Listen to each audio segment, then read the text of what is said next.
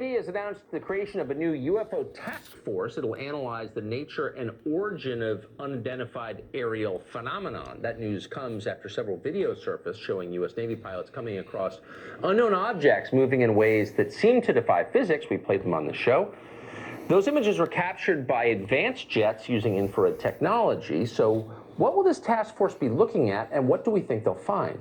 Nick Pope is the man we ask these questions to. He's a former UK Ministry of Defense official. He joins us tonight. Nick, thanks so much for coming on. So we've touted this story a couple of times that there's this new task force, but we haven't gotten into the details, and this is an important story, just to be clear, maybe even more important than our presidential election. It's not clear what they're looking for and what people who pay attention expect them to find. What do you think?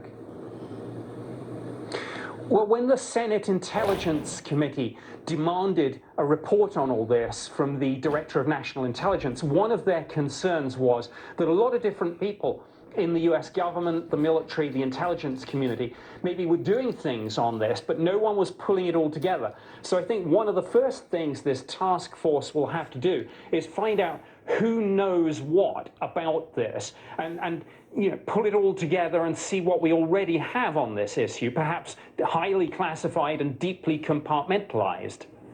So one piece of information it would be nice to get right away is, where is the physical evidence? There is apparently somewhere in the bowels of a U.S. government storage facility physical evidence, the remains of one of these unidentified flying objects. So why don't we know more about that?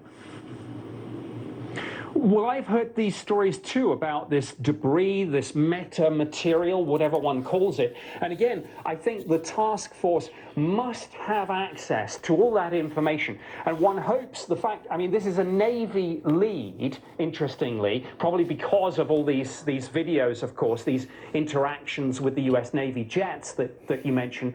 But the Undersecretary of Defense for Intelligence and Security also has oversight of this. And that's very important. And I hope the task force will get to the bottom of this and find out what these materials are. And you know, look, is this something of ours? Is it Russia? Is it China? Or is it something else? The time has come when we need answers to these questions.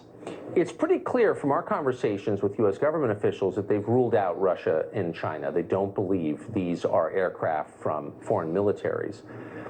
Why would they be keeping the details from the public? What's your best guess? Well, I think all of these programs, when you get into this subject, it's all very highly classified. And of course, when you've got these interactions between the phenomena, whatever it may be, and these, you know, multi-billion-dollar assets, the U.S. aircraft carriers, the Nimitz, the other ones involved in this, I mean, there are extreme sensitivities. And that's the other point. No government really likes to turn around and say, look, we've lost control of our own airspace here. That's There's right. Something in our skies faster and more maneuverable, and we don't know what it is. Yeah, and maybe our understanding of physics isn't broad enough. No, I think it's a very good point. Nick Pope, thank you for that update. Yeah. Thank you. Thank you.